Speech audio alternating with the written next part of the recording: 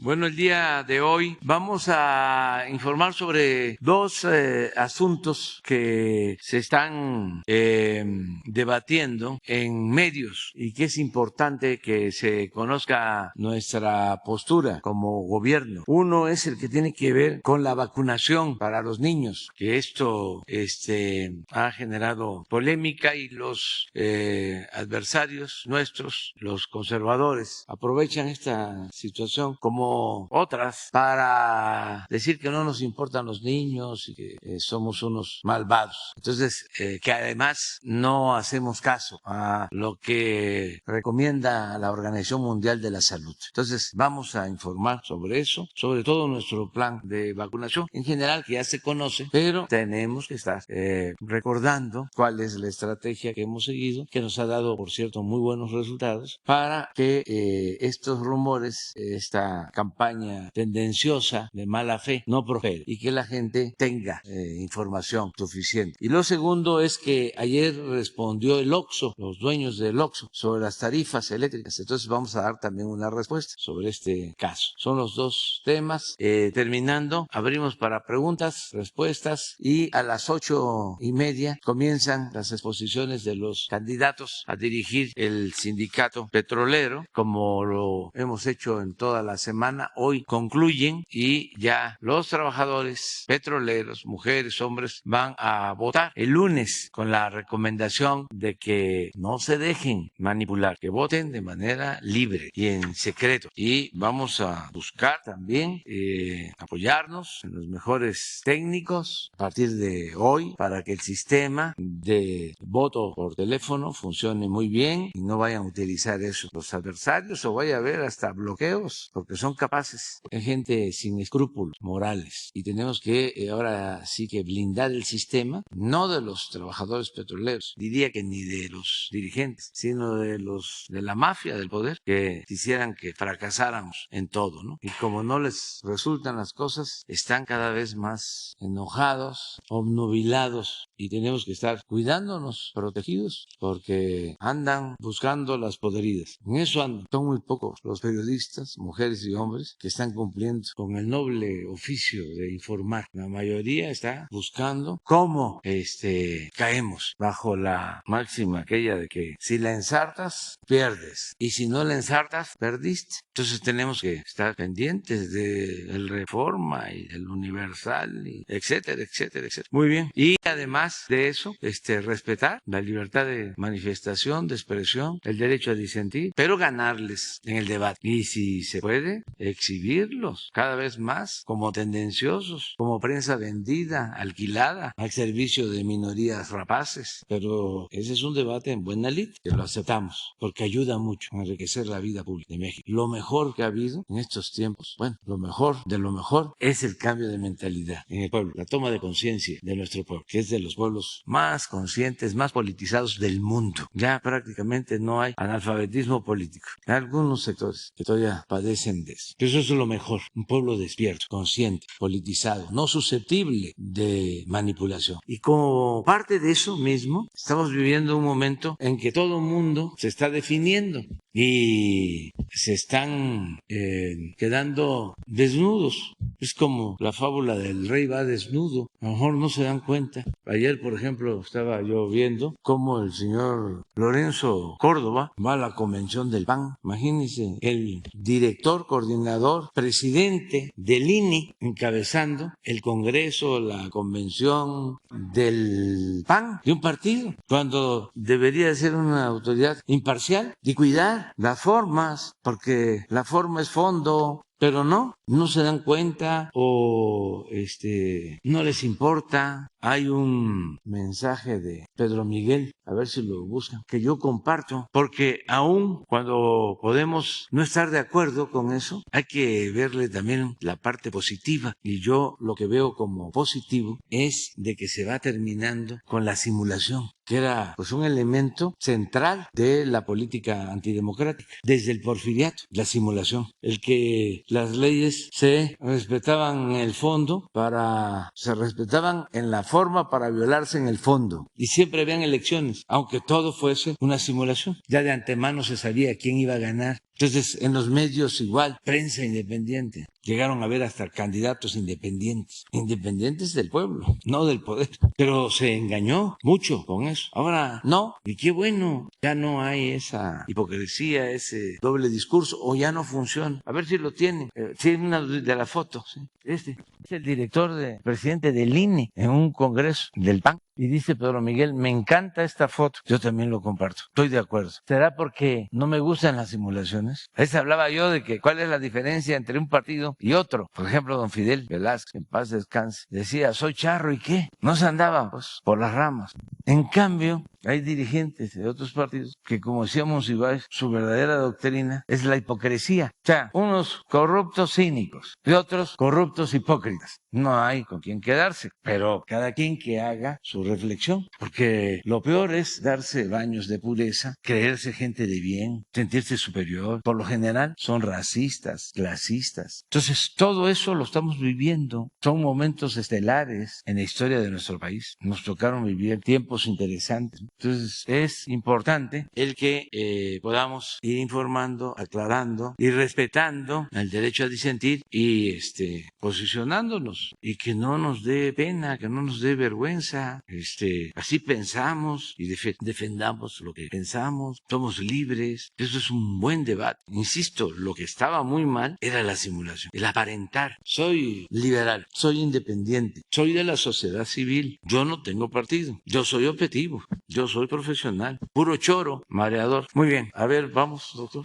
Presidente, buenos días, compañeros, buenos días. Muy buenos días tengan todas y todos ustedes. Pues como indica el presidente, hay un tema que nos parece que es muy importante, que lo cuidemos de la infodemia, de estos actos deliberados de distorsión de la información, no solo por el interés en México, sino el interés en el mundo de identificar con claridad cuáles son los criterios de las políticas públicas de vacunación. Y es el tema de por qué, cuándo, cómo se prioriza a cada una de las subpoblaciones para que se logre el máximo aprovechamiento de las vacunas y la mayor equidad, la mayor justicia de distribución en el uso de las vacunas. Esto la Organización Mundial de la Salud lo analiza periódicamente y, como lo comentaré en unos minutos, produce un documento que orienta a los países, a los Estados miembros de la Organización Mundial de la Salud, desde luego incluido México, sobre cuál es la manera más adecuada de organizar los programas de vacunación. Vamos a ver primero como antecedente cómo estamos con la epidemia. Podemos ver en nuestra curva epidémica de agregación semanal de los casos estimados que, como indicamos el martes, abrimos con un incremento de 12% el domingo pasado. Durante esta semana, que es la cuarta semana del año, estamos teniendo, como siempre, ese incremento, se agregan los casos de la semana y posiblemente cerraremos la semana con cerca de 23 o 24 puntos porcentuales de aumento. Desde luego sigue siendo un aumento, pero contrasta con el aumento de más de 100 puntos porcentuales que tuvimos en las primeras 3 semanas del año, y por eso decíamos que se desacelera la epidemia. Todavía no está en reducción, pero está en desaceleración. La siguiente, por favor. Y lo mismo ocurre con la hospitalización. Hemos tenido un incremento a lo largo de estas semanas, a expensas principalmente de las personas no vacunadas, y por eso hemos hecho una y otra vez el llamado a que se vacunen. 78% de las personas que están hospitalizadas por COVID no han sido vacunadas, no fueron vacunadas, por razones diversas, en ningún caso por falta de acceso. Ese es lo más impresionante. La mayoría es porque no se quisieron vacunar, temían vacunarse, les dijeron que la vacuna les podía hacer daño. Por eso es tan peligrosa la infodemia, porque causa daños a las personas, las confunde, les hace evitar una medida preventiva tan importante como la vacuna y luego se ven las consecuencias. La siguiente, por favor. Y en algunos casos, desafortunadamente, pues pierden la vida, dado que son personas que además tienen comorbilidades, hipertensión, diabetes, obesidad, etcétera, inmunosupresión, y son precisamente quienes tienen que priorizarse en esa vacunación, como lo comentaremos. La siguiente. En el corte más reciente tuvimos muy buena aplicación de vacunas, arriba de 1.036.000 vacunas que fueron administradas, y en la siguiente vemos que ya llevamos 164.8 millones de dosis utilizadas, que corresponden a 83 millones y medio de personas. Ya solamente el 7% están por completar su esquema, de acuerdo al calendario de lo que les toca. Mayormente son las personas más jóvenes, de 18 a 29 años, pero el resto en su mayoría han completado ya el esquema. Esto nos lleva a una cobertura, como hemos dicho, de 89%, muy por arriba de lo que en su momento, con la encuesta de salud y nutrición, estimamos que se iba a aceptar por parte de la población, que indicaba que solo 75% la aceptaría. Hemos estado insistiendo en que se vacunen y ya 89% se han vacunado. Vamos a comentar específicamente sobre esto. De la vacunación, la siguiente, la vacunación en personas menores de edad. Este documento que se muestra en pantalla se llama Mapa para priorizar el uso de vacunas de COVID-19, lo produce la Organización Mundial de la Salud, y un elemento importante de visualizar es la Organización Mundial de la Salud es un organismo de carácter técnico especializado en salud que pertenece al sistema de Naciones Unidas. La Organización Mundial de la Salud no emite mandatos legales, jurídicamente vinculantes, obligatorios para los Estados miembros. Lo que hace es brindar asesoría técnica. Y en el caso de la vacunación, tiene un grupo asesor estratégico, así se llama, Grupo de Asesoramiento Estratégico en Inmunizaciones, y es un grupo de científicas y científicos de muy alto nivel. Muy orgullosamente podemos reconocer al doctor Alejandro Cravioto Quintana, un mexicano muy destacado en el tema de las vacunas, que es el presidente de este organismo, el presidente de este Grupo de Asesoramiento Estratégico. Pero el doctor Cravioto además es miembro del Grupo de Asesoramiento en Vacunas de México, desde antes de COVID y ahora durante COVID. Entonces, evidentemente, conocemos a la perfección cuáles son las reflexiones que se van haciendo en la OMS, porque son las mismas que se hacen en el Grupo de Asesoramiento en México. Había por ahí algunos comentarios también de desinformación que sugerían que al presidente le desinformamos o no le informamos y que no conocemos de estas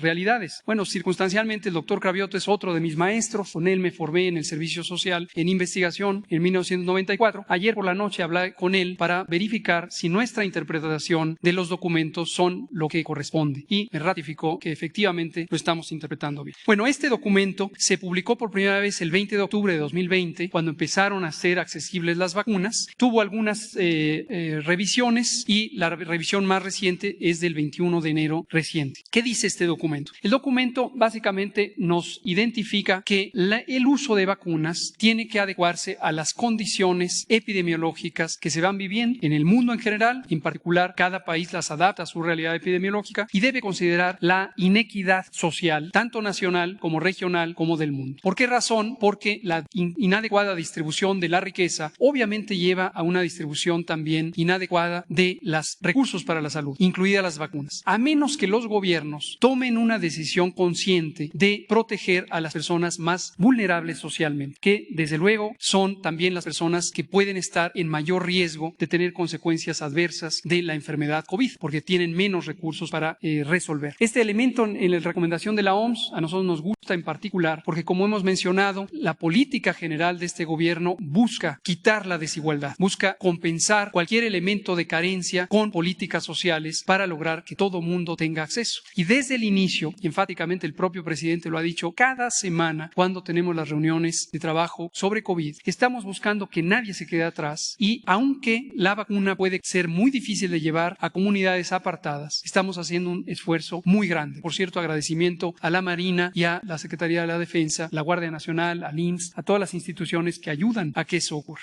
Bueno, el otro elemento, recordarán, desde que presentamos el plan de vacunación de México el 8 de diciembre de 2020 y empezamos a vacunar el 23 de diciembre de 2020, dejamos en claro que teníamos 3 ejes de priorización que se conservan hasta el momento. El primero es la edad. ¿Por qué la edad? Porque las personas adultas mayores, particularmente mayores de 65 años, tienen por distintas razones, sobre todo biológicas, pero también sociales, mayor riesgo de complicarse, de tener COVID grave, de terminar hospitalizados y de morir. Para que se den una idea, en 2020 hubo cerca de 200,000 defunciones por COVID. La mitad de ellas, casi la mitad de ellas, ocurrieron en personas que tenían 65 años y más al momento de enfermar. Entonces, no hay duda que la edad es el elemento fundamental. Conforme se desciende en años de edad, de la persona más añosa a la persona más joven, se va reduciendo ese riesgo y entonces la oportunidad de vacunar debe ser primero a las personas añosas. El segundo elemento importantísimo que también en México le damos mucha importancia son las enfermedades crónicas, porque las enfermedades crónicas, como las que mencioné, obesidad, hipertensión, diabetes, etcétera, son también determinantes del riesgo de complicaciones y de muerte. Y en México, tristemente, tenemos unas de las prevalencias más altas de obesidad, sobrepeso, diabetes, hipertensión. Todos estos males asociados con estilos de vida, particularmente una alimentación poco saludable, la comida chatarra, las bebidas chatarra, chatarra que han sido el elemento preponderante del consumo de las personas mexicanas en los últimos 30 o 40 años. Esa es la consecuencia hoy, las más altas prevalencias de enfermedad crónica y cuando llega una enfermedad infecciosa como COVID, las más altas complicaciones y mortalidad asociadas con este fenómeno. Y el tercer elemento que también identificamos desde el inicio es el uso de la vacuna como un mecanismo para normalizar las actividades sociales, protegiendo a las personas socialmente más vulnerables, pero además cuidando a ciertas comunidades específicas, como el sistema educativo. Y por eso tempranamente incorporamos a maestras, maestros, personal educativo como parte del plan priorizado de vacunación. Igual al personal de salud para proteger no solo a las propias personas miembros de la comunidad de salud, sino el sistema de atención de salud durante la epidemia. Cualquiera puede revisar que esto es lo que hemos venido diciendo desde el 8 de diciembre de 2020. Veamos en esta siguiente gráfica el resumen en este documento de mapa de ruta del 21 de enero, es el resumen de las recomendaciones de la Organización Mundial de la Salud. Explico brevemente la gráfica o la tabla. Consiste en lo siguiente.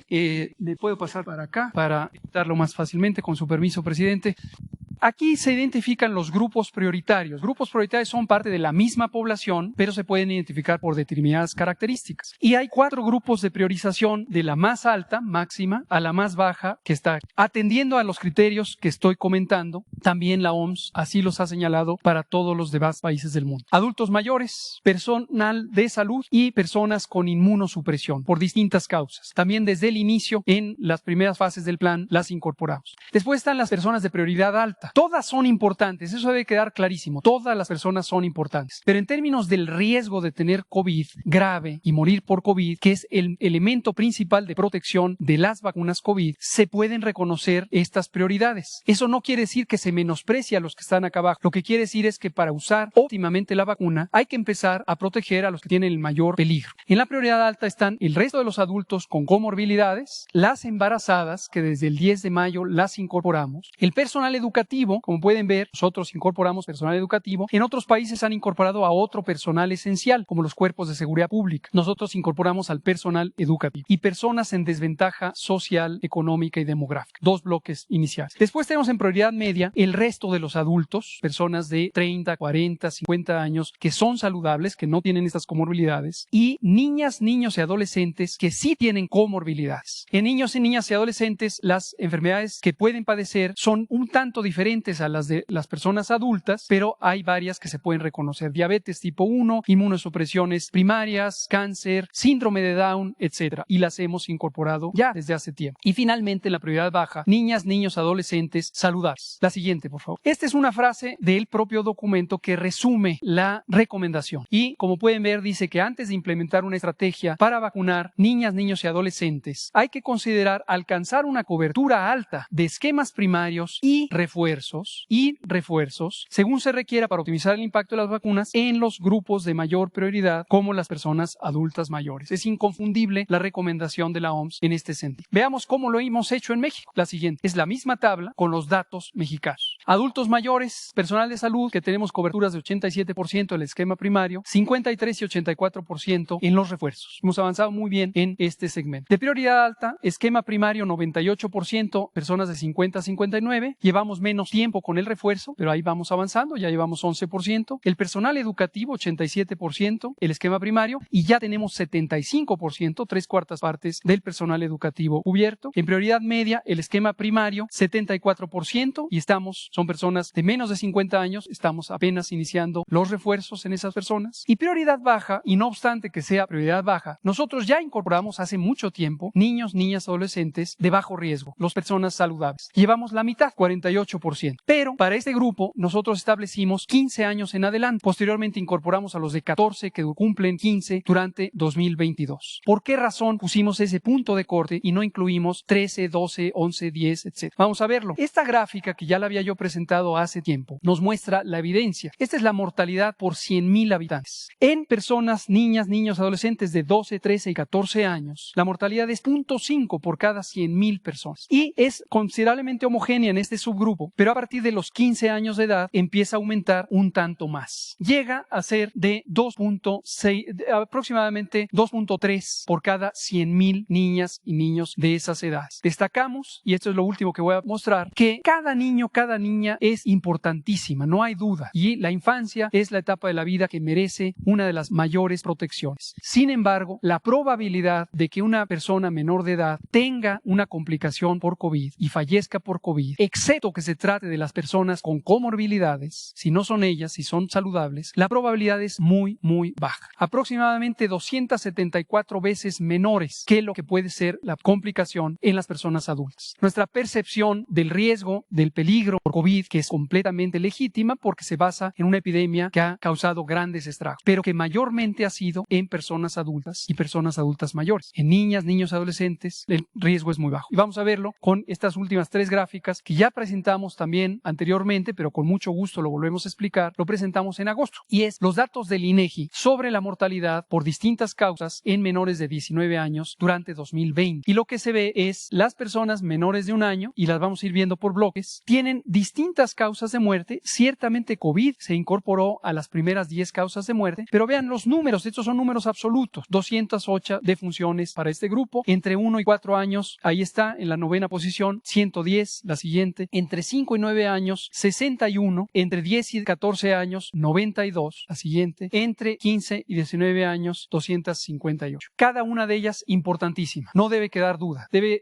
eso desquitarse del debate. Cada una de ellas es importantísima y es una tragedia que cada una de ellas haya perdido la vida. Sin embargo, en términos de optimizar el uso de la vacuna, en primero reconocemos que estas personas tenían comorbilidades y por eso fueron priorizadas de inicio. Pero las personas saludables de estas edades tienen una probabilidad sumamente baja, ya hemos dicho el dato, 0.0036% de tener una complicación y fallecer por COVID-19. Esta es la razón, presidente. Muchas gracias. Muy buenos días.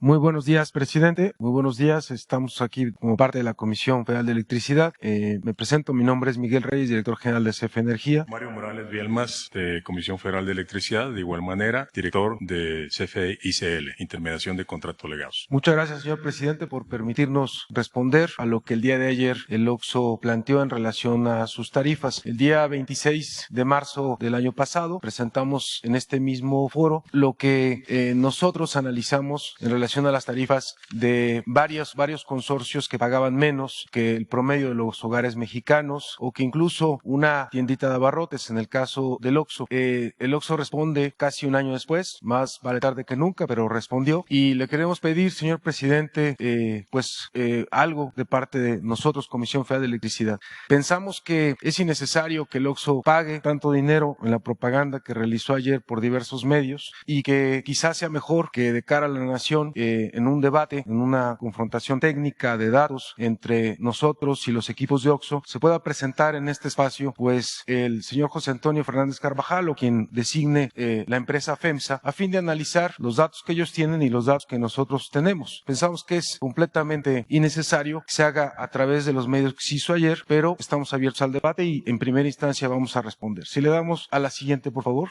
Primero que nada, lo planteamos desde el día 26 de marzo del año pasado. El neoliberalismo dio lugar a una profundización tremenda de la desigualdad. Algunos estudios no lo capturaban porque las encuestas de hogares que se hacen en México nunca entrevistan a los más ricos, a los multimillonarios. Entonces no aparecían esos multimillonarios y se subestimaba realmente el nivel de desigualdad que había en el país. La desigualdad crece mucho en los años 80 y con el neoliberalismo porque, entre otras cosas, la crisis se carga sobre los trabajadores y sobre el pueblo de México. Caen los salarios a niveles inimaginables. 65% del poder adquisitivo se pierde en los años 80. Hay un aumento en los servicios, en los precios de los servicios públicos, en la electricidad, en el gas, ¿no? Entre otros. Y no había política social que permitiera que todo eso que venía pasando, producto de esa crisis que se carga a los trabajadores, compensara a buena parte de la población mexicana. Al contrario, la política social que se estableció en el neoliberalismo lo que hizo es profundizar esas desigualdades, dando lugar, como en el caso de los impuestos y las tarifas eléctricas, a un sistema que nosotros hemos denominado oligárquico, un sistema de privilegios, un sistema en el caso de la electricidad donde hay monopolios privados, como Iberdrola, empresa española, o como Enel de Italia, que controlan o están controlando cada vez más el mercado de generación de electricidad, no porque sean más eficientes, sino porque el sistema que se impuso con la reforma energética les ha permitido ir avanzando a costa de la Comisión Federal de Electricidad. Estos grandes monopolios se asocian a través de diferentes mecanismos como las sociedades ilegales de autoabasto, porque no les está permitido vender electricidad, sino que era para para satisfacer supuestamente las necesidades propias, y como en el caso de OXXO, que es de la empresa FEMSA, se asocian con empresas distintas.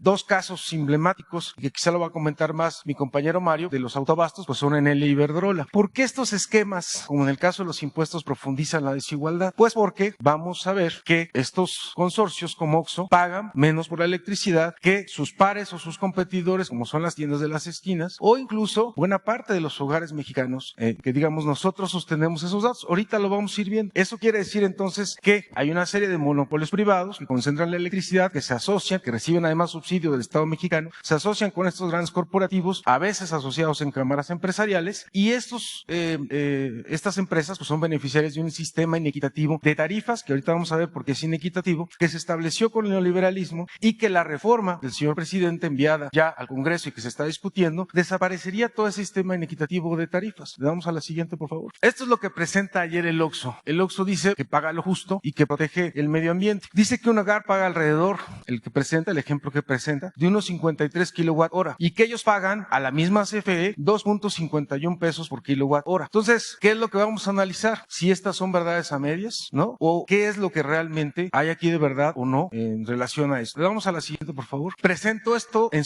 dos videos y presenta en su página web, porque dice, si quieren más información, vayan a la página web. Y en la página web aparece lo que dice que sería el promedio mensual. Dice ahí, indicadores generales de gasto por consumo de energía eléctrica de las tiendas OXXO con suministro de energía limpia. Y ponen un promedio de lo que gastarían al mes o bimestralmente, y el promedio kilowatt-horas, de pesos kilowatt-hora. Dice abajo, ¿no?, que sería ahora el consumo de energía eléctrica de las tiendas OXXO sin suministro de energía limpia. Y lo asocia con la CFE. Eso quiere decir, ¿no?, que lo de aquí arriba es limpio y es barato, y lo del CFE es sucio y caro. Casualmente es parte de la propaganda que están diciendo hoy, porque no tienen más argumentos en contra de la reforma o de la iniciativa de reforma, de que CFE es sucia y cara. Vamos a ver si eso es cierto. Gracias. Pasamos a la siguiente, por favor. Dentro de esta campaña que está de alguna manera relacionada con la iniciativa que ha enviado el señor presidente Andrés Manuel López Obrador a la Cámara, una iniciativa de las más importantes para poder estar en condiciones que en el sector energético, en materia eléctrica, tengamos las mejores condiciones. Y la campaña es así de sencilla. La CFE genera con energías sucias. Aquí pueden ver en esta lámina dos columnas que integran las energías totales de los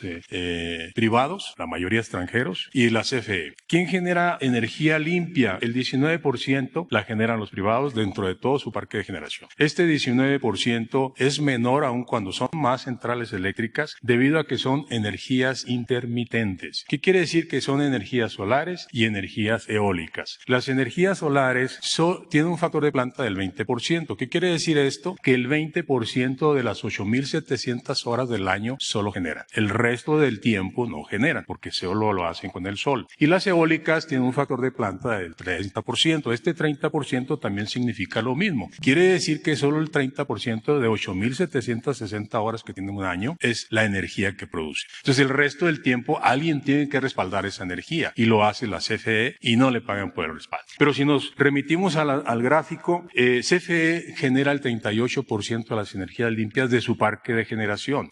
Hablamos, entre comillas, del 62% de combustibles fósiles. Quiero decirles que en la CFE y también en los privados, la mayor parte de estos combustibles fósiles es gas. El gas definitivamente es un combustible que es mucho menos contaminante, y es el combustible que se ha considerado en el mundo como el elemento de transición. México y el mundo tendremos que ir en consecución de energías limpias. Eso es indiscutible. De hecho, en la propuesta que hace el señor presidente en esta iniciativa, se eleva a rango constitucional la transición energética. ¿Por qué? Porque es una responsabilidad de Estado el atender este requerimiento, este compromiso, esta obligación de México en lo que es la transición energética. Entonces, esas famosas frases de que CFE genera con energías sucias, aquí lo podemos ver que es una mentira. La ley combustóleo. Les quiero decir que de esto que es energía fósil, solo el 6% de la energía que produce la CFE es un combustóleo. Pero si lo integramos al sistema eléctrico nacional, representa el 3.1%. Entonces, no existen esas críticas y esos mensajes permanentes de que CFE es sucio. CFE es competitivo. Desafortunadamente, inclusive la energía limpia que tiene la CFE no es reconocida, puesto que en la reforma energética impulsada por el gobierno neoliberal se buscaba en todo momento impulsar, apoyar con lo que le han denominado certificados de energías limpias, pero solo a los privados, solo a los que acababan de llegar a hacer inversión. La CFE no. Le pasamos a la siguiente, por favor.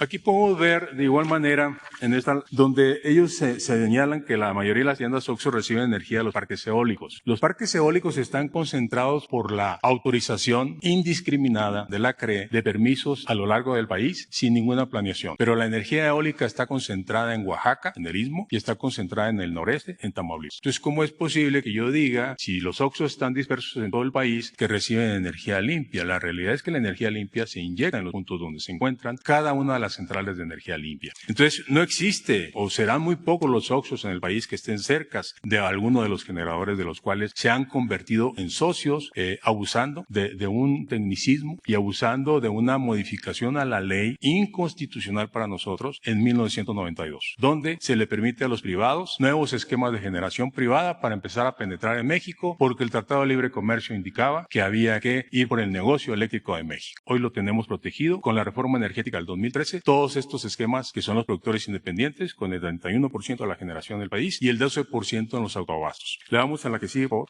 Adelante, mi compañero. Tenemos además otra cosa que se afirma, además de la parte de las energías limpias, porque decía la propaganda que se lanzó ayer, que OXXO paga lo justo y además cuida el medio ambiente. Entonces, de eso que paga lo justo, ya del medio ambiente habló mi compañero, pues lo que vamos a ver es si efectivamente paga lo justo. Ellos muestran un recibo de luz de CFE, o sea que pagan a CFE, de 2.51 pesos por kilowatt hora. Primero hay que aclarar que el 95% de su energía la reciben de los autoabastos de estas empresas como Iberdrola, como Enel, como muchas otras que se han beneficiado de un sistema ilegal, porque no está permitido vender bajo ese esquema, y que no pagan la transmisión, y al no pagar la transmisión, pues obviamente con ese subsidio reciben menores tarifas. El 95% lo reciben de ellos, el 5% lo reciben de CFE, y vamos a ver que cuando lo reciben de ellos, con ese 95%, o pagan 3 a 6 veces menos que lo que pueden pagar con una tiendita de abarrotes, es decir, con un competidor que está enfrente de ellos. Y que cuando es el caso de la CFE, si lo comparamos con los hogares, vamos a identificar que 1 de cada 2 mexicanos paga más electricidad que OXXO, de acuerdo al recibo que enseñó ayer. Le damos a la siguiente, por favor. El recibo que enseña ayer dice 2.51 pesos por kilowatt hora. Las tarifas que ellos muestran son de la zona centro, de la Ciudad de México. Es la llamada tarifa 1. Esta lo que establece es que empieza desde 87 centavos por kilowatt hora,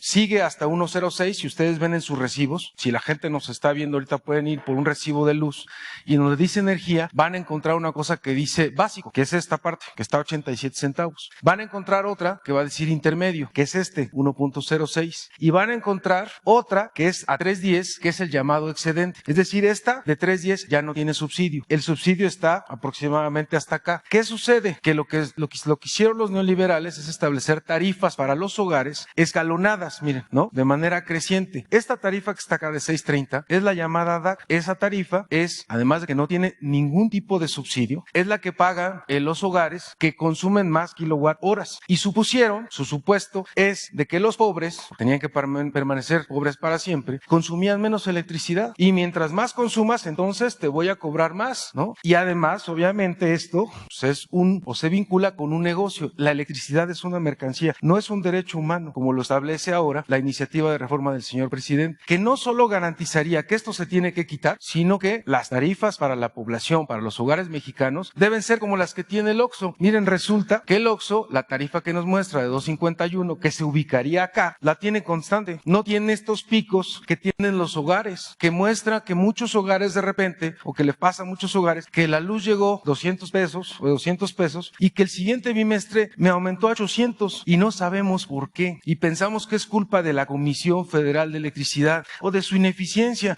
O de que producimos caro o contaminamos además de producir caro. No es verdad. Es producto de un sistema tarifario que venimos arrastrando, injusto e inequitativo, donde empresas como el OXXO están o tienen una tarifa fija y los hogares tienen una tarifa creciente. Imagínense, hogares que van a pagar hasta 6.30 versus el OXXO de 2.51. ¿Con qué cara? Ayer anuncian, ¿no? Pagamos menos que un hogar. Ponen a una señora y a alguien que está atendiendo en el OXXO y dicen, yo pago menos. Claro, pues si la señora tiene una casa y va a pagar 300 pesos de electricidad, electricidad, no es lo mismo que un Oxxo que tiene todo el día los refrigeradores prendidos y va a pagar 16,000 pesos. Por favor, hasta los ejemplos que ponen, ¿no? Tendrían que respetar la inteligencia de los mexicanos. Le damos a la siguiente, por favor. Bien, en esta tabla también de alguna manera podemos observar ya el comportamiento comparativo del Oxxo. El Oxxo, ustedes pueden observar, su costo sigue siendo, y reitero la invitación al señor Fernández Carvajal para analizar y discutir este tema, 90 centavos, cuando están integrados a una sociedad de autoabastecimiento, que por cierto es ilegal, porque no está permitido vender en estas sociedades en un mercado paralelo al mercado que se creó en el 2013, que es un mercado eléctrico mayorista. Es un mercado que no debiera existir, y ellos lo aprovechan porque no pagan el transporte, no pagan lo que se le denomina el porteo. Efectivamente, en este ejemplo que nos dieron a conocer en días pasados, el día de ayer, en estos videos y en esta campaña, sí hay recibos del Oxxo por CFE. Primero porque hay 19,376 Oxxos integrados a las sociedades de autoabasto. Son un poco más de 20,000 Oxxos, porque los están migrando paulatinamente. Esos Oxxos tienen un recibo de la CFE, cada vez son menos hasta llegar al 100% integrados a estos sistemas simulados. Sin embargo, hacen un contrato con la CFE, con suministro básico, todos los Oxxos, los 20,000. Y solo en el 5% como respaldo, porque un día si no hay energía eléctrica en la eólica o si el autoabastecimiento es derivado de una central convencional, puede haber lo que ocurrió el año pasado, una crisis en el gas, donde se convirtió en precios muy volátiles, y ellos apagan la central y tienen que darle suministro básico el respaldo del 100%. ¿Qué quiere decir esto? Que el 95% de la energía sistemáticamente es proporcionada por estas centrales de autoabastecimiento, que en el caso que estamos hablando de Oxxo, todas están relacionadas con centrales eólicas, donde debo de destacar que el aire no es las 24 horas del día. Acabo de señalarlo, es el 30% del tiempo que el aire se puede aprovechar para producir energía eléctrica. ¿Quiénes se imaginan ustedes que cubre el resto del tiempo? Porque los Oxxos, ni los mexicanos, ni las empresas pueden tener energía intermitente. Todos requerimos energía de 24 horas. Y no solo de 24 horas donde no haya interrupciones, sino una energía con confiabilidad, de calidad continua. Porque hoy los sistemas productivos están muy robotizados. Y si hay comportamientos que están fuera de los límites de calidad necesarios, se paran líneas de producción. Entonces, tenemos que hablar de la calidad de la energía eléctrica. Entonces, imagínense el comportamiento variable e intermitente de estas tecnologías, pues obliga a tener capacidad muy flexible de la CFE. Y quiero decirles que las hidráulicas que se utilizaban para otros elementos, para la demanda máxima, normalmente del día, hoy se utiliza para atender la variabilidad que nos originan estas centrales y no la pagan. No pagan ese respaldo. Entonces, podemos ver en el gráfico que efectivamente hay Oxxos que pagan 2.30 en este ejemplo. Son recibos de la CFE de ese 5% nada más, o bien de los Oxxos que todavía no pasan hacia el autoabasto. Podemos ver el hogar en clase media un poco alta,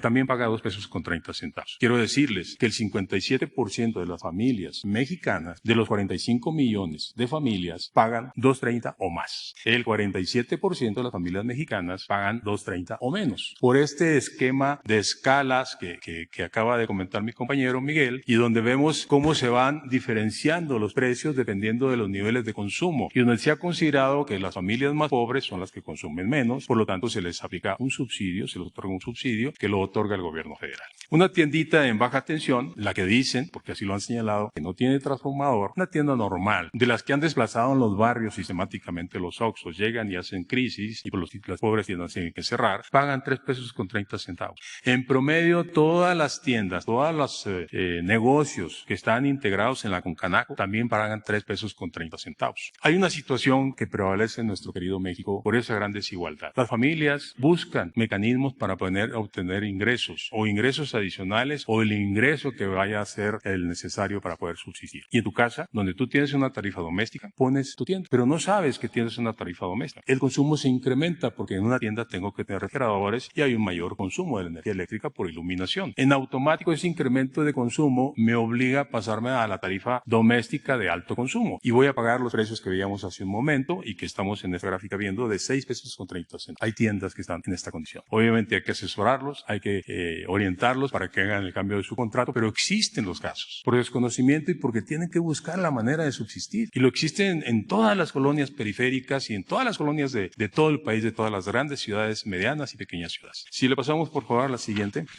Destacamos a Iberdrola. Iberdrola es la empresa española que más centrales de autoabastecimiento tiene en el país. El autoabastecimiento es ilegal en estos términos. Actualmente se tienen 233 centrales, de las cuales 109 son ilegales porque venden la energía, no son para autoabastecerse. Y entre ellas están las centrales de Iberdrola, que han utilizado este mecanismo para enriquecerse, para tener grandes utilidades. En el caso que vemos, 8.046 OXXOs están en una central que se llama Eólica del Sur, donde su mayor participante es Mitsubishi, una empresa japonesa, es la que tiene el financiamiento de esta central. Los 7.117 son de Enel y corresponden a dos centrales. Una es Energía Limpia La Amistad y la otra es Dominica Energía Limpia. Estas dos centrales tienen 7.117 OXXOs, a los que les están suministrando de esta manera irregular y que les beneficia grandemente. Ventica es del grupo Yenova, donde está Sempra. Ventica es una eólica también que tiene el suministro e integra a estos 3.542 socios. Y por último tenemos Fuerza Eólica San Matías, que es de una empresa Elecnor, que es española. Si ustedes se fijan, todos los capitales, todas las inversiones, y vamos a dejarlo entre comillas, porque no son inversiones directas, son inversiones donde participaron los fondos de México por políticas neoliberales, fondos de inversión, fondos de desarrollo mexicanos, como es Bancomex, como es una FIMSA, están apoyando a estas empresas y fueron quienes participaron en la inversión. Y aquí podemos ver cómo estas empresas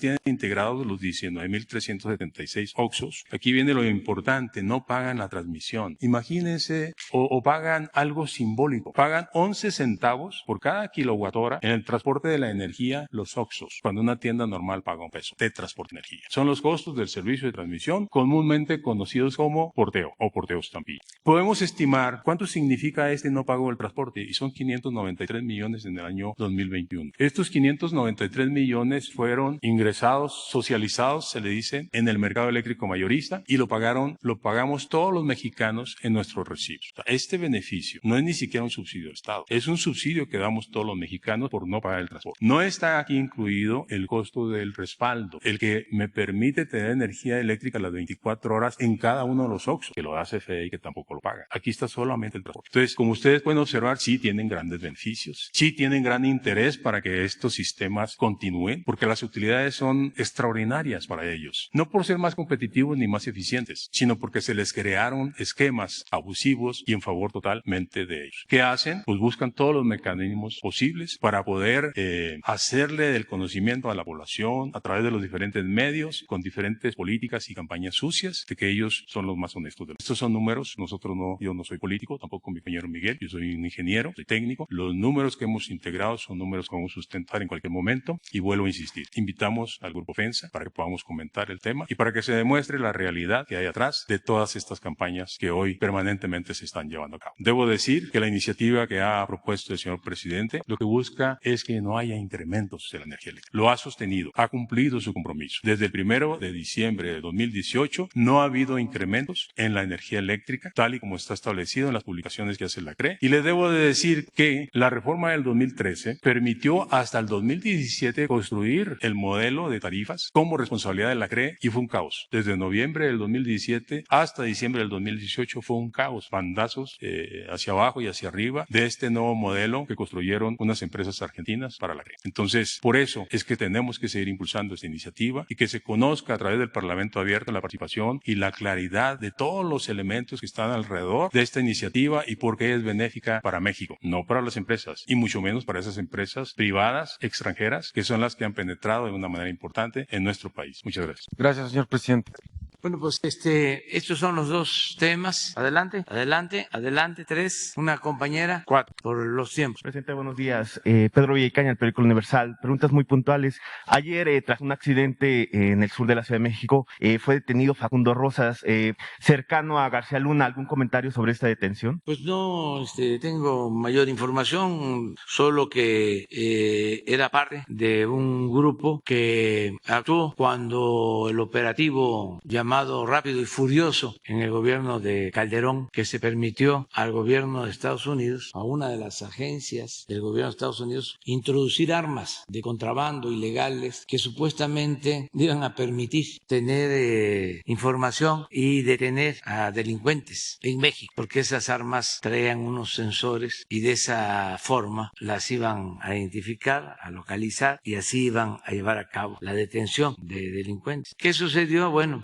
se supo, la delincuencia tuvo toda la información, pues era la época en que García Luna era secretario de Seguridad Pública. Entonces, en vez de ser algo benéfico, se convirtió en una tragedia porque utilizaron esas armas para asesinar a personas en México y asesinar también a extranjeros. Esa investigación es la que está abierta y presuntamente en ese grupo participó este señor junto con otros. Eso es lo que puedo comentar. Se está viendo en Estados Unidos, la Fiscalía de México envió ya la información y se dictaron órdenes de aprehensión contra estas personas. Eso es lo que hay. Es interesante porque ese expediente en su momento se archivó, no solo en México, en Estados Unidos. Y se mintió, en el caso de México, de que no se sabía, o que las altas autoridades de México no sabían. Y ya poco a poco, pues, se ha ido conociendo de que fue una acción concertada. Esto que sucedía antes, ¿no? Que no se respetaba nuestra soberanía, que ingresaban a nuestro territorio de las distintas agencias extranjeras, llevaban a cabo operativos, tenían bajo sus órdenes a servidores públicos de México, pero eso ya está desechado. Hay una normatividad, acaba de participar el FBI en un asunto en Quintana Roo y estamos pidiéndole al embajador de Estados Unidos que nos informen sobre esta participación. Si hubo informes, si hubo cooperación de conformidad con las normas. No nos oponemos a que se trabaje de manera coordinada en contra del crimen, pero no podemos permitir que se viole nuestra soberanía. Presidente, como segunda pregunta, hay un anteproyecto que envió el CONACYT, y destaco que es un anteproyecto que todavía está en revisión, lo envió a la CONAMER, es sobre un reglamento de becas. En él se está haciendo una revisión sobre este reglamento, pero mantiene unos puntos, unas cláusulas que se mantienen desde 2008, en el cual pide el CONACYT a sus becarios que eviten participar en manifestaciones políticas en el extranjero, y los becarios extranjeros que estén en México que participen en manifestaciones. Algunos analistas consideran que esto es violatorio a la libertad de expresión. También en ese reglamento señala que una de las causales para suspender la beca sería el que becarias estén embarazadas. El CONACYT respondió que dijo que está en revisión, que va a tomar en cuenta estos comentarios, pero algunas voces dentro de la academia consideran que es violatorio. ¿Usted conocía sobre ese anteproyecto? No, pero es parte de lo mismo. Debe ser de, ¿cómo se llama este analista de Televisa? No, otro también sabiondo. Leo Zuckerman y el otro también muy famoso, Aguayo. Y así, pues, porque traen esto, ¿no? Del CONACYT y del CIDE. Todo el CONACYT les molestó porque era pues una especie de caja grande, no caja chica, donde se servían y está demostrado. Entonces, bajo el cobijo de que son científicos, habían se practicaban hechos de corrupción. Un poco lo mismo con lo de Oxxo. Dinero del presupuesto, que es dinero de todo el pueblo, se dedicaba supuestamente a la innovación tecnológica, pero ese dinero se trasladaba a Oxxo, a Bimbo, a los que se sentían dueños del país, porque eran al mismo tiempo los que financiaban las campañas políticas, las guerras sucias en contra de los opositores. Entonces, pues ya no hay eso en el CONACYT. Y en el caso del CIDE, pues durante todo el tiempo de predominio de la política neoliberal o neoporfirista, también dominaron, y la educación estaba al servicio de estas minorías, no al servicio del pueblo. Bueno, se metieron hasta con la UNAM. Entonces, ¿cuál es mi opinión? Pues que esos reglamentos, que dicho sea de paso, existían desde la época neoliberal y que de manera deshonesta o con falta de honestidad intelectual o ética, los quieren hacer aparecer como propuestas de nosotros. pues si ya se descubrió que existían esas normas retrógradas, conservadoras, que las quiten. Pero eso no es ningún problema. Y así hay que ir quitando estos pretextos, todas estas trampas de esta gente muy oportunista que engañó durante mucho tiempo y que no tiene nada que ver con el pensamiento nuestro de impulsar la educación pública y de, como decía Pablo Freire, concebir la educación como práctica a la libertad, que ellos no piensan así. Ellos lamentablemente lo que hicieron del CIDE fue una versión muy parecida al ITAM y hasta de segunda, porque el ITAM tenía de maestros a Aspe y a Meade, a Videgaray, o sea, machuchones del pensamiento conservador, pero ya el CIDE pues era una copia, una segunda versión. No comenzó así porque era para formar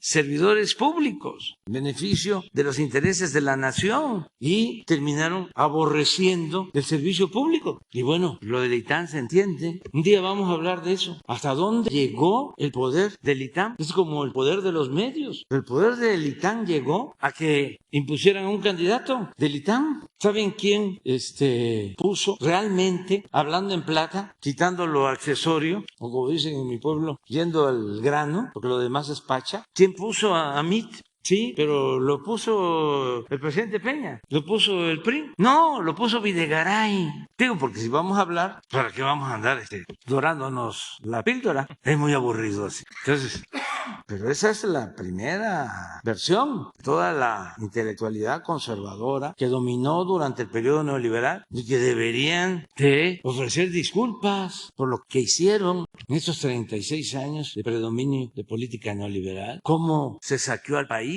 como nunca en la historia. Siempre lo he dicho y se puede probar. Saquearon más a México en los 36 años del periodo neoliberal que todo el saqueo que significó el dominio de España durante 3 siglos de colonia. A ver, que expliquen lo del FOAPROA, que expliquen por qué condonaban los impuestos a los de arriba y le cobraban cada vez más al pueblo raso, que expliquen esto de la luz, que expliquen por qué los gasolinazos, que expliquen por qué el salario en México llegó a ser el más bajo del mundo o de los más bajos del mundo, que expliquen por qué se alentó tanto en el periodo neoliberal la desigualdad, por qué llegamos a ser en ese periodo el 4º país en el mundo en más multimillonarios, cómo le hicieron, que expliquen que vendieron todos los bienes de la nación o casi todos, y muchas otras cosas. Y todavía quieren más, no tienen llenadera. Pero al otro día estaba yo buscando lo de la frase de que la culpa no es solo de estos personajes, sino de los aplaudidores. Es increíble, es una especie de masoquismo, porque los defienden a capa y espada. Claro, ya no es lo mismo. Ahora la gente ya despertó por completo. Entonces eso es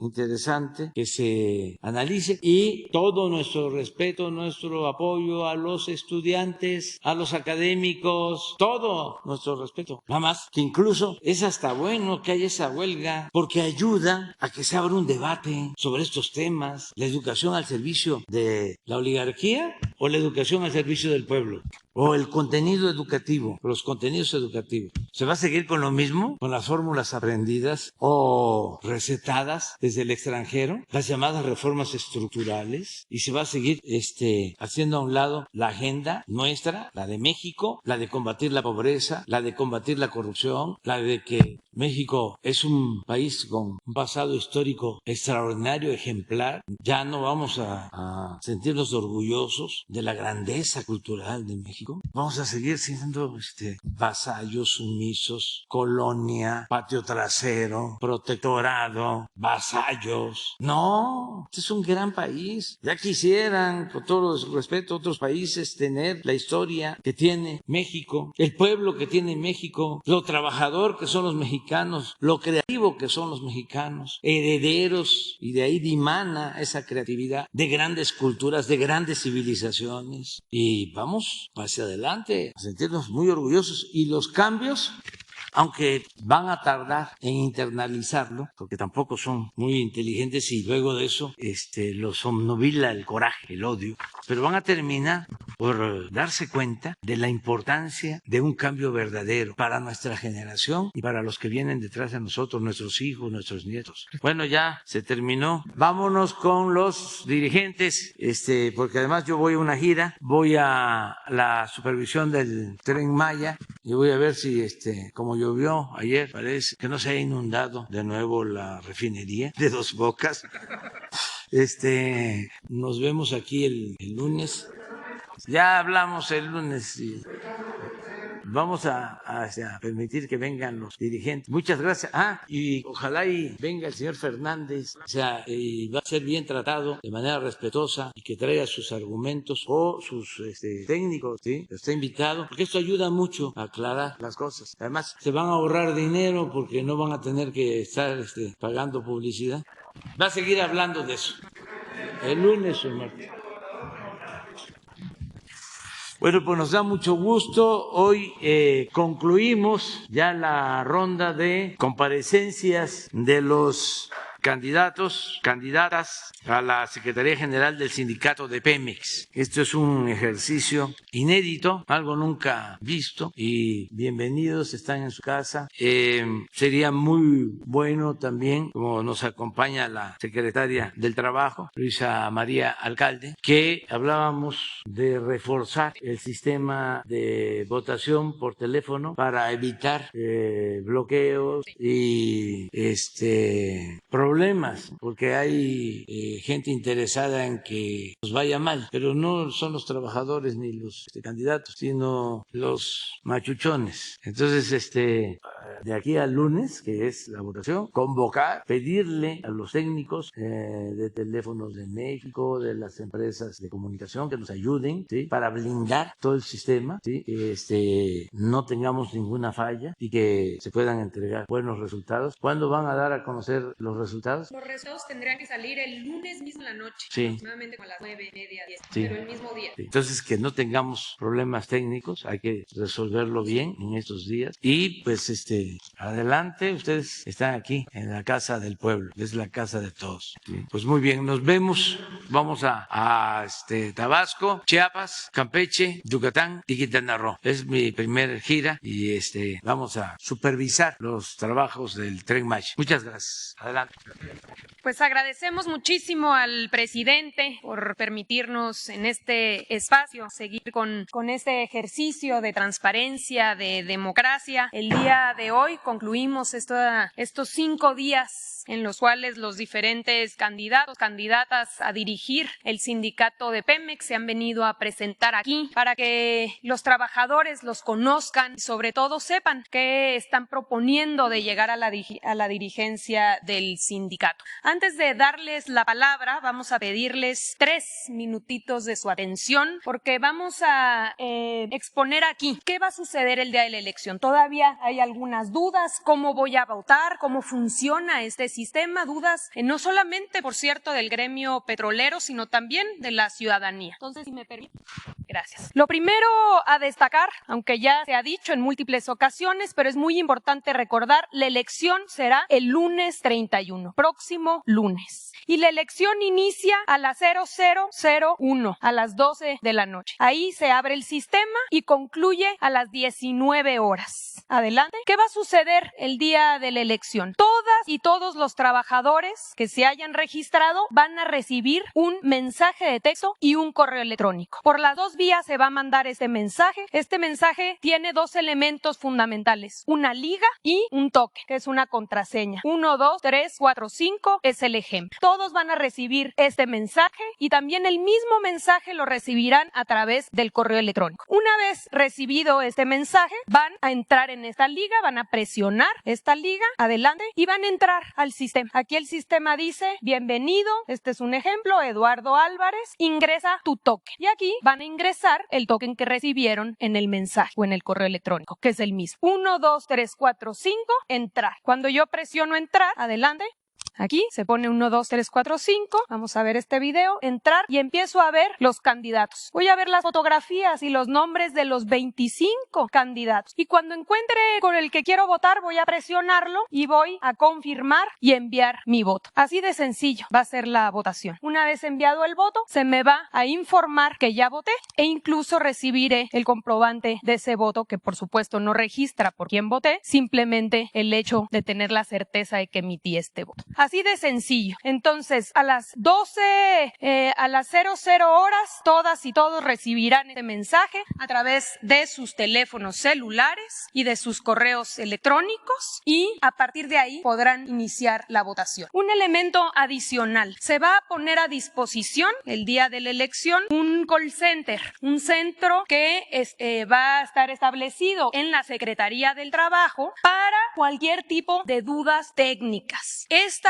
call center está a cargo de la Secretaría del Trabajo, no del sindicato. Por tanto, las dudas que deben presentarse aquí es: no me llegó el mensaje, le oprimo y no entra. Cualquier circunstancia que suceda el día de la elección, que tengan la seguridad que va a haber gente de la Secretaría del Trabajo atendiendo estas dudas. ¿Por qué de la Secretaría del Trabajo? Porque la Secretaría del Trabajo fue la que desarrolló el sistema, y los técnicos que desarrollaron el sistema son funcionarios públicos de esta dependencia. Entonces, aquí está el teléfono: 800-083-1800. Estará disponible a partir de las 00 horas, toda la madrugada, todo el día, hasta las 7 de la noche que concluya la votación. Va a haber personal atendiendo cualquier tipo de duda. La idea es que todos tengamos la certeza de que podamos votar, que tengamos acceso a ese sistema, y por supuesto el llamado, dado que la jornada es amplia, es: voten en la intimidad de su domicilio antes de ir a trabajar, o si se trabajó durante la noche saliendo. Que nadie nos diga por quién votar, que nadie nos llame a algún lugar para votar todos juntos, que se vote por quien dicte su conciencia y en la intimidad, en la privacidad que permite una votación de este tipo. Dicho lo anterior, vamos ahora sí a pasarle la palabra a nuestros últimos 5 participantes. Como ya lo hemos venido haciendo este ejercicio, 5 minutos cada una y uno de ellos, y lo vamos a hacer por orden alfabético. Así que le pasamos la palabra a Ulises Santos Rodríguez para que pueda exponer en esta tribuna. Adelante.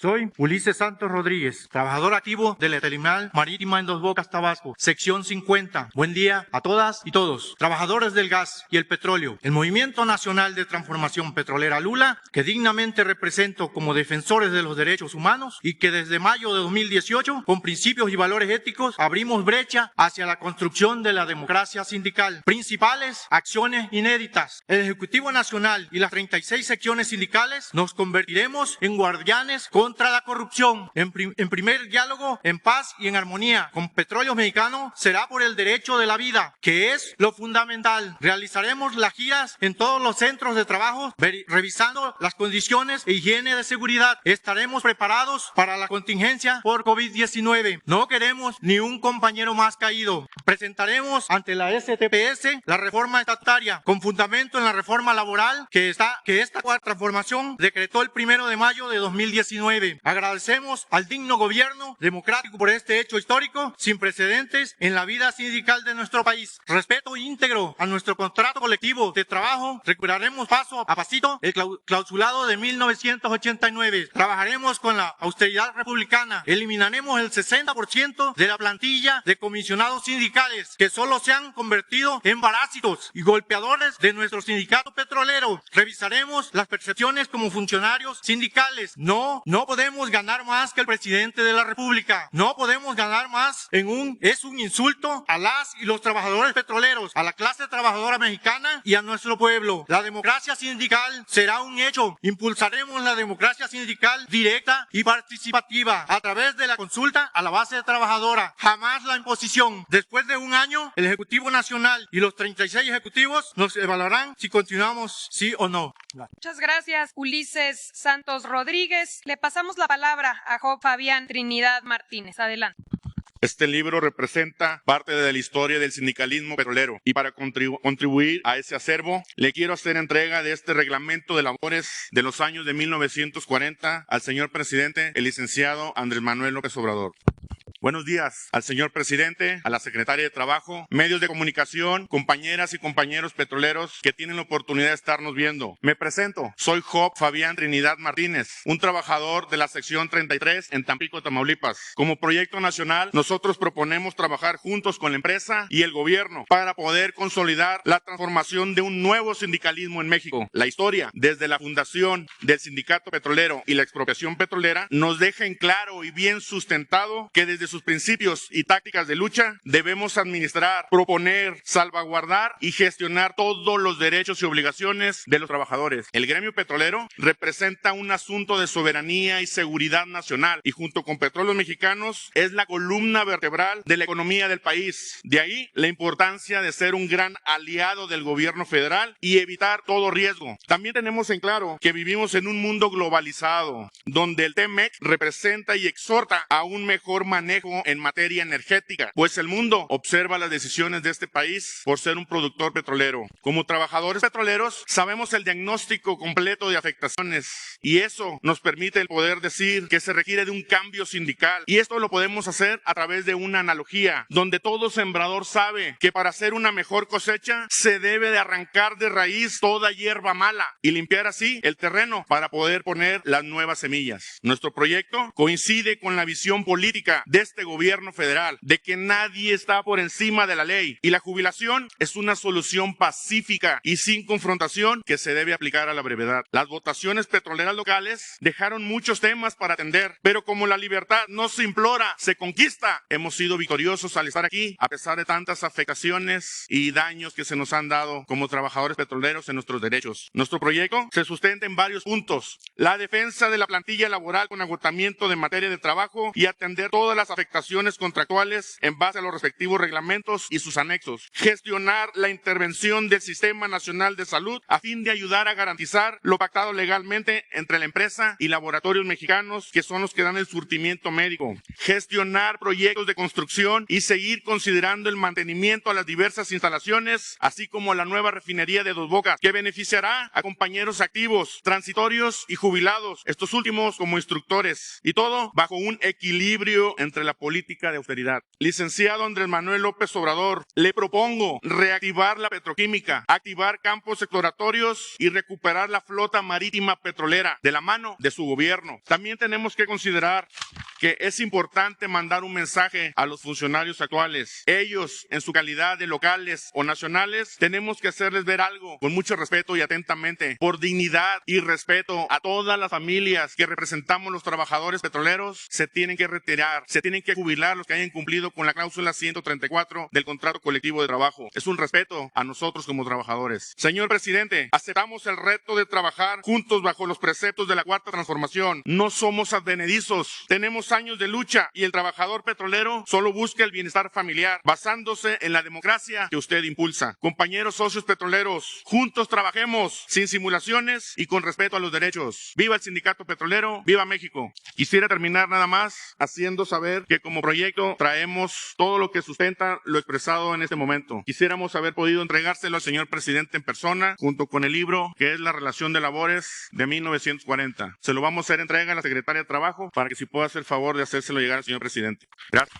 Claro que sí, con mucho gusto hacemos entrega. Agradecemos a Job Fabián Trinidad y vamos a darle la palabra. Es turno de Nora Luz Vázquez Sánchez. Adelante. Buenos días a todos y todos. Agradezco al presidente la oportunidad de que se escuchen nuestras voces disidentes y de presentar nuestras propuestas. Soy Nora Luz Vázquez Sánchez, trabajadora de la sección 15 sindicalizada y participo en representación del Movimiento Nacional Petrolero encabezado por el compañero Ebraicaz Vázquez, quien ha luchado durante más de 50 años por la democratización del sindicato y por el voto libre, secreto, universal y directo que hasta hoy se implementa. Represento el proyecto transgeneracional con las siguientes propuestas: reformar nuestro estatuto en correspondencia de la Constitución Política, la Ley Federal del Trabajo y los tratados, convenciones, acuerdos ratificados ante la Organización Internacional de Trabajo con la participación de las y los compañeros. Revisar y modificar el contrato colectivo integrando los derechos internacionales de trabajo y equidad de género. Derogar la cláusula 32 para mejorar las condiciones laborales y aumentar la productividad, auditar las 36 secciones y al Comité Ejecutivo Nacional de forma recurrente, dar cumplimiento a la rendición de cuentas, acabar con la venta de plazas y de fichas, transparentando su asignación y aplicando la normatividad, crear un escalafón de personal transitorio para su basificación de acuerdo con el tiempo laborado y así terminar con el tráfico de influencias que prevalece entre recursos humanos y el sindicato, atender y solucionar en urgencia la problemática de los créditos hipotecarios, activación inmediata y transferencia en el otorgamiento de los mismos, cuidar que se garantice la calidad de servicio médico, proponiendo a la empresa un análisis costo-beneficio de los servicios subrogados versus la construcción de unidades médicas en cada centro de trabajo, que se contraten médicos suficientes y que se garantice el abasto de medicamentos, que se garantice también las condiciones adecuadas de trabajo, equipo, parque vehicular y que se entreguen oportunamente los viáticos con el recurso económico en tiempo y forma para el correcto desempeño de los agremiados, transparentar el otorgamiento de las prestaciones laborales y el destino de las cuotas sindicales de los trabajadores de planta, transitorios y jubilados y evitando así desvíos de recursos para otros fines políticos. No olvidemos el Pemex Gay, creación de la Secretaría de la Mujer con el fin de garantizar el respeto al trabajo femenino y atender sus necesidades. Además, fomentar y garantizar un trato respetuoso y digno a la comunidad LGBTI, transformación de la cultura sindical con la participación activa de los agremiados, incluyendo al personal jubilado que tanto le ha dado a Pemex, implementando en las 3 secciones mesas de diálogo y de trabajo permanente y todas las voces serán escuchadas. Vigilar la aplicación precisa de la normatividad de los derechos contractuales. También eliminando plazas duplicadas, ya que viola los derechos de los trabajadores y causa un daño patrimonial a Pemex. Recuperar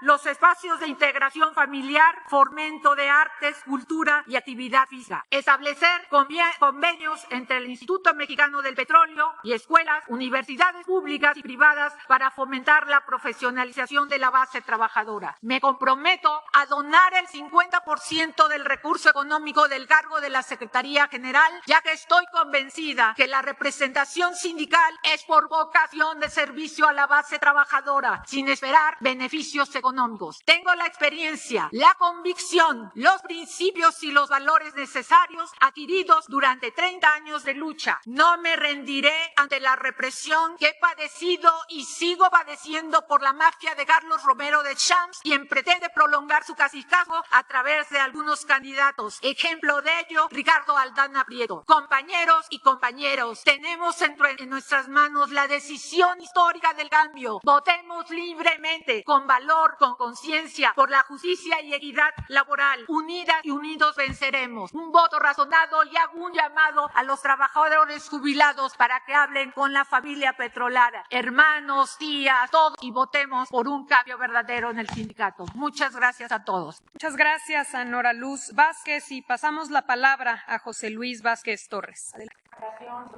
Bueno, aquí a los medios. Adelante, ¿eh?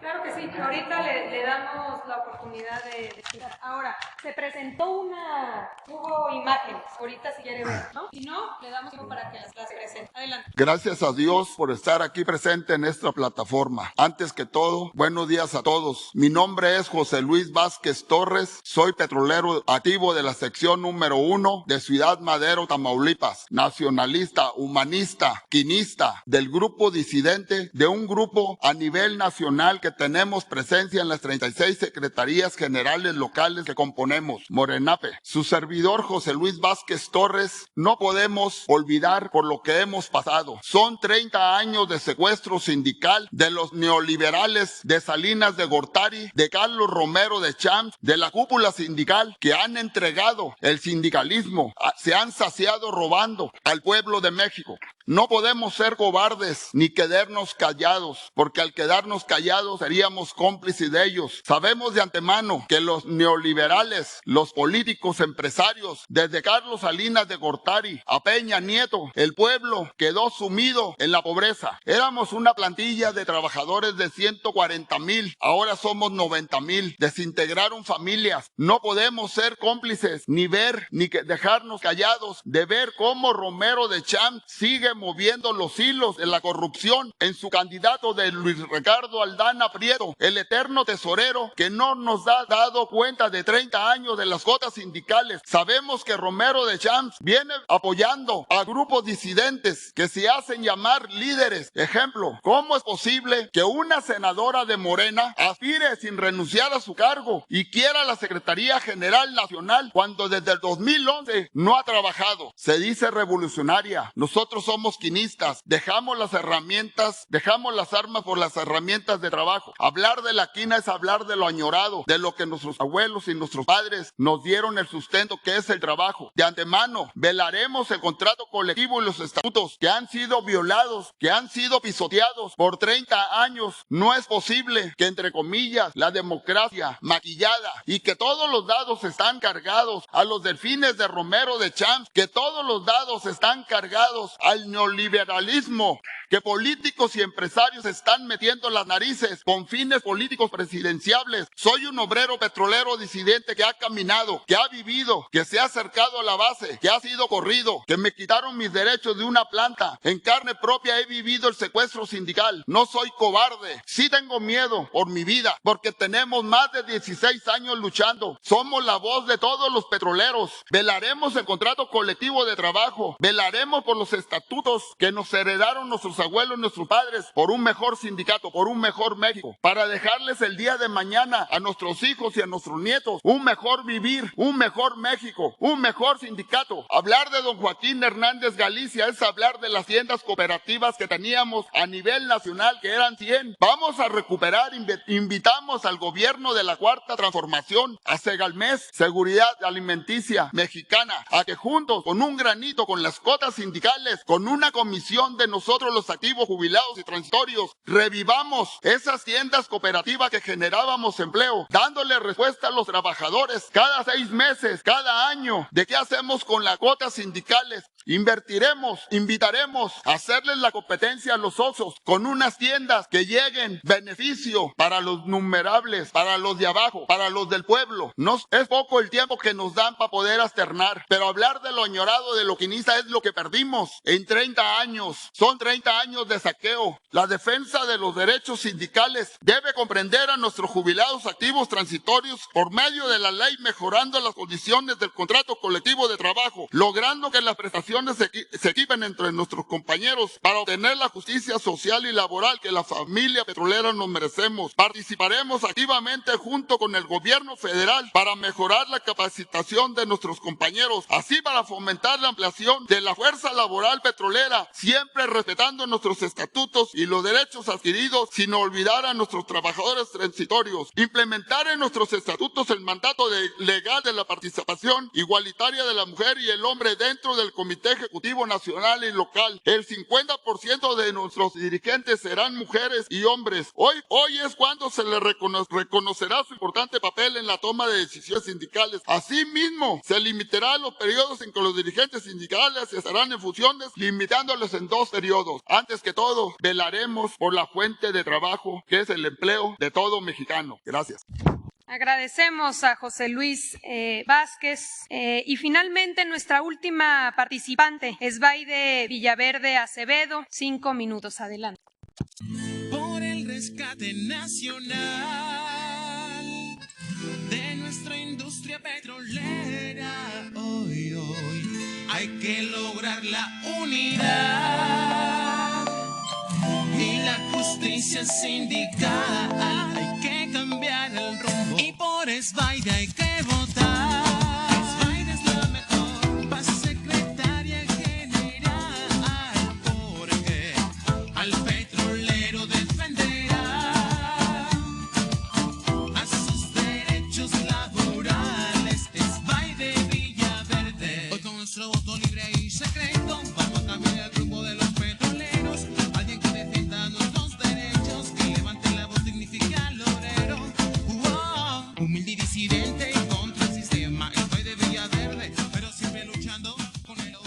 Buenos días, señor presidente. Buenos días a todos los compañeros del STPRM y Pueblo de México. Me da mucho gusto estar en este lugar. Es para mí un honor, ya que todos los mexicanos en este momento están viendo la mañanera, lo cual me encanta a mí en lo personal, porque me entero de cómo van los asuntos y puedo ser partícipe. Es muy importante la participación de cada uno de nosotros para que México pueda alcanzar los estándares que requiere. Es por eso que esta vez vengo como mexicana, como petrolera, y este caso, porque ahora me llaman la del casco blanco, representa a mis compañeros. Quiero decirles que trabajo en la sección 48, tengo 28 años de antigüedad, egresé de la Universidad Autónoma de Tabasco de la licenciatura de idiomas con terminal en docencia y la maestría en administración con terminal en recursos humanos. Compañeros socios del STPRM, en mi plan de trabajo tengo 36 propuestas que considero cubren nuestros problemas y expectativas, los cuales han sido logros plasmados en nuestro contrato colectivo de trabajo emanado de nuestros estatutos, actualmente emanados por una cúpula corrupta. En caso de que me favorezcan con voto masivo, cumpliré su mandato. Exigiremos de la cláusula 89 especialistas, equipos modernos y realizaremos programas educativos para la alimentación sana. Porque todos vamos para allá, una de mis preocupaciones será construir el modelo de desarrollo para el adulto mayor con lugares de esparcimiento para su cuerpo y capacidad intelectual, proveyéndole de todo lo que se requiera para que tenga una vejez digna. Recuperaremos junto con nuestro presidente a quien esperan los hijos de la quina para poner los 50,000 millones de dólares en fideicomisos que la quina dejó en los diferentes bancos de México, siendo su deseo que se utilicen en cooperativas para ayudar a los mexicanos. Propongo se utilice parte de eso para invertir en los complejos de agroindustrias, campo escuela, posescuela y apoyar a los trabajadores con viviendas cómodas, justas, dignas. Edificaremos el modelo de universidad petrolera con todas las carreras y enseñanza tecnológica y se certificarán las categorías. Se modernizarán todas las escuelas, artículo 123. Tendremos actividades recreativas que incluyen el esparcimiento, el deporte y la cultura. Restableceremos el voto al jubilado. Señor presidente, le tenemos como padre de la democracia, como candidata. Si un voto puede hacer la diferencia, ¿se imagina usted el voto de 100,000 jubilados? Es tanto o más que la cantidad de activos y ningún estatuto puede estar sobre la ley, ya que usted siempre nos habla de que el voto es sagrado, esperando que esto sea en estos días de su gobierno. Entregaremos la última plaza al jubilado con derecho. Lucharemos porque se le pague lo que se le debe y homologaremos el salario de jubilado con el del activo. Pacificaremos a los transitorios. Proveeremos ante la empresa que mientras exista la materia prima, los liquidados ingresarán nuevamente de acuerdo al plan escalfonario. Estoy hablando de esos liquidados, compañeros, que fueron los primeros que sufrieron los ataques de este cambio, desde Salinas de Gortari en 1993, cuando vinieron, se pasó rapidísimo el tiempo, pero quiero decirles, compañeros, que ya tenemos todo este trabajo hecho, ya lo tenemos realizado, ya lo hemos caminado, tenemos un año trabajando, este tríptico ya se los he hecho llegar y por otro rapidito, le traigo esto a la licenciada Luisa María Alcalde, que desde el 24 de febrero se le hizo llegar para que no participen los espurios, los corruptos en elecciones, con todos los artículos que deben de ser, y consideramos, licenciada, que usted ha sido un estorbo para la justicia. Consideramos desde el momento en que usted no ha permitido que nos seguir lo que tenemos que hacer, ¿sí, licenciada? Desde el momento en que ustedes han dado participación a esas personas, desde el momento que iniciaron las elecciones locales cuando debieron de haber sido las de nacional, entre muchas otras cosas que tenemos, y licenciada, yo pido que de verdad no sea usted una traidora para el Cuarto T. Gracias a todos, buenos días. Agradecemos a Esbaide Villaverde. Le preguntamos a Nora, ¿había algún video que no se presentó? Que este video traía lo de los fideicomisos para que aquí los compañeros y los periodistas y mis compañeros petroleros los vieran, y cuando no tiempo pues ya se habían terminado. Perfecto. Pero quiero hacer entrega a los periodistas que aquí están las denuncias por el Movimiento Nacional Petrolero y lo de los fideicomisos, que son millones y millones de dólares y están en las cuentas, y ahí está toda la corrupción del sindicato petrolero. Aquí los tengo, compañeros. Muchísimas gracias. Recordar varias cosas. La primera es, estamos en un proceso de cambios, hay muchas cosas nuevas que tenemos que ir pues convirtiendo en una cultura en nuestro país. Se reformó la ley en el 1 de mayo de 2019 para instaurar en nuestro país la libertad y la democracia sindical. Y en estas nuevas normas se establece claramente quiénes son las autoridades responsables de cada uno de los procesos. A veces, y yo lo entiendo, quisiéramos que la autoridad laboral, la Secretaría Secretaría del Trabajo, el centro laboral, dijera este no participa, este sí participa, o pudiera imponer reglas en una elección. Pero hay que recordar que estamos en el terreno de lo inédito, pero que le toca a las propias organizaciones el poder conducir sus procesos electorales y a la autoridad, en este caso al centro laboral, validar o no una elección conforme a las quejas que puedan irse presentando en caso de haber irregularidades. Se ha comentado a través de estos días algunas inconformidades, por ejemplo, de esta persona o esta otra no debe participar porque no cumple con las reglas. Entonces, este tipo de quejas, lo comentábamos el día de ayer, de denuncias, hay que presentarlas y hay que hacer de esto lo cotidiano, que todos defendamos los procesos electorales. Hablábamos de dónde hay que presentar denuncias y quejas. Volvemos a expresar en este espacio este correo inconformidades.pemex@centrolaboral.gov.mx. El Centro Laboral, que es una nueva institución, una nueva autoridad autónoma, le toca recibir, analizar y en su caso determinar si hubo duda razonable de un proceso electoral. ¿Qué sucede en el caso de que determine que hay duda razonable? Puede mandatar repetir el procedimiento y, a diferencia del primero, ahora es el Centro Laboral el que conduce el proceso electoral. Al inicio es el propio sindicato, es el órgano electoral de la propia organización sindical quien conduce el proceso de elección, pero en caso de haber duda razonable, dice la ley que le toca al Centro Laboral hacer. Ese ejercicio va a suceder, como ya se había informado con anterioridad, en 4 secciones del sindicato de Pemex, donde se determinó que había duda razonable y, por tanto, en febrero tendrá que repetirse esas 4 elecciones. Estamos viviendo tiempos que marcarán la historia del sindicalismo en nuestro país. Este ejercicio de 5 días en esta tribuna, en este espacio, invitados por el presidente Andrés Manuel López Obrador, da cuenta del compromiso de este gobierno con la libertad y la democracia. El que se puedan expresar aquí de manera libre, que se pueda quitar todos esos obstáculos para que los trabajadores los conozcan y que realmente con información puedan acudir el próximo lunes a votar. Recordar 2 cosas, aunque parezca repetitivo, es muy importante recordar. El día de la elección es el próximo lunes. A las 0 horas se abre el sistema. Inédito el votar a través del voto electrónico. Todas y todos los trabajadores deberán recibir, y si me ayudan nuevamente con esa imagen, deberán recibir en sus teléfonos celulares, a través de un mensaje de texto, lo siguiente: vota en Sirvolab, tu liga personal de acceso es esta, tu token es este. Deberán acceder a esta liga, adelante, y ahí introducir el token, la contraseña. 1, 2, 3, 4, entrar, y vamos a ver qué sucede cuando entramos al sistema. Adelante el video nuevamente. Se oprime entrar, entramos al sistema y vamos a ver a todas las candidatas y los candidatos, imagen y nombre. Una vez que ubiquemos el candidato de nuestra elección, se oprime, me pregunta confirmar a esta persona, pongo confirmar, enviar voto. Eso es todo. Con este mecanismo seguro vamos a permitir que no haya intimidación y que no se obligue a nadie. Vamos a proteger el derecho al voto personal, libre, directo y secreto, y me parece que este ejercicio, por primera vez, lejos de hablar de cambio de normas, ya se traduce en una realidad. Así que nos da muchísimo gusto y reconocemos la valentía de los 25 candidatos, candidatas que que durante esta semana se presentaron en este espacio. Realmente consideramos que es muy enriquecedor, no solamente para el gremio petrolero, para todo el país, porque Pemex es de toda la nación. Muchísimas gracias a todas, a todos, y los invitamos a aquellos que todavía no se registran, que lo hagan. Aquí el presidente hablaba de no permitir que haya ningún obstáculo para la participación. Si aún hay algún trabajador o trabajadora que no se ha registrado para votar, lo pueden hacer por teléfono, y hemos ya publicado en las redes sociales los teléfonos que el sindicato puso a disposición, pero de todas maneras aquí los vamos por último a publicar. Adelante. Aquí tienen hasta todo hoy, todo mañana, hasta el sábado para registrarse, todos aquellos para defender su derecho al voto. Muchísimas gracias y nos vemos ya después de la elección. Gracias.